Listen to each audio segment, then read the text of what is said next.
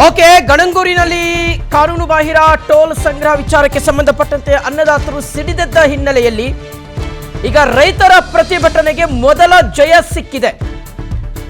ರೈತರ ಕೃಷಿ ವಾಹನಗಳಿಗೆ ಟೋಲ್ ವಿನಾಯಿತಿ ಸಿಕ್ಕಿದೆ. ರೈತ ಮುಖಂಡರ ಜೊತೆಗೆ ಕರೆ ಮಾಡಿ ಅಧಿಕಾರಿಗಳು ಇದನ್ನ ಕ್ಲಾರಿಫೈ ಮಾಡಿದ್ದಾರೆ. ಗಣಂಗೂರು ಟೋಲ್ ಬಳಿ ಕುರುಬೂರು ಶಾಂತಕುಮಾರ್ ಅವರು ಇದ್ರ ಬಗ್ಗೆ ಒಂದು ಸ್ಪಷ್ಟನೆಯನ್ನು ಕೊಟ್ಟಿದ್ದಾರೆ, ಹೇಳಿಕೆಯನ್ನು ಕೊಟ್ಟಿದ್ದಾರೆ. ಟೋಲ್ನ ಎರಡೂ ಬದಿಯಲ್ಲಿ ಕೃಷಿ ಸಾಮಗ್ರಿಗಳ ವಾಹನಗಳ ಓಡಾಟಕ್ಕೆ ವ್ಯವಸ್ಥೆ ಮಾಡೋದಾಗಿ ಹೇಳಿದ್ದಾರೆ. ಮೂಲಭೂತ ಸೌಲಭ್ಯಗಳ ಬಗ್ಗೆ ಅರ್ಜಿಯಲ್ಲಿ ಮನವಿ ಕೊಡಲು ಸಹ ತಿಳಿಸಿದ್ದಾರೆ ಅಂತ ಕುರುಬೂರು ಶಾಂತಕುಮಾರ್ ಅವರು ಹೇಳಿದ್ದಾರೆ.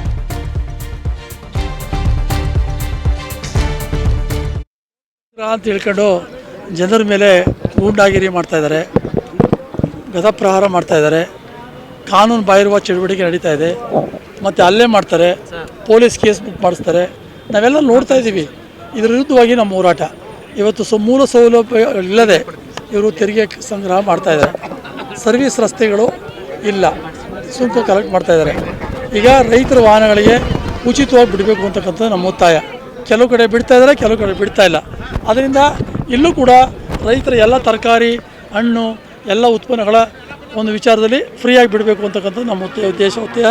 ಅದೇ ರೀತಿ ಇವತ್ತು ಹೋರಾಟ ಮಾಡ್ತಾ ಇದ್ದೀವಿ. ರಾಷ್ಟ್ರೀಯ ಯಾರು ಪಾಲಿಕಾದವರು ಬಂದಿದ್ದಾರೆ, ಅವ್ರ ಜೊತೆ ಮಾತುಕತೆ ಆಡ್ತಾ ಇದ್ದೀವಿ. ಅವ್ರು ಏನು ಹೇಳ್ತಾರೆ ಮುಂದೆ ನಿರ್ಧಾರ ಮಾಡ್ತೀವಿ. ಇವತ್ತು ಎಲ್ಲ ವಾಹನಗಳಿಗೆ ಈ ಒಂದು ಟೋಲ್ ಸಂಗ್ರಹ ಮಾಡಲಿಕ್ಕೆ ಬಿಟ್ಟಿಲ್ಲ, ಎಲ್ಲ ಉಚಿತವಾಗಿ ಹೋಗ್ತಾ ಇದೆ. ತಾವೇ ನೋಡ್ಬೋದು, ಯಾರೂ ಕೂಡ ಇವಾಗ ಸಂಗ್ರಹ ಮಾಡೋಂಗಿಲ್ಲ.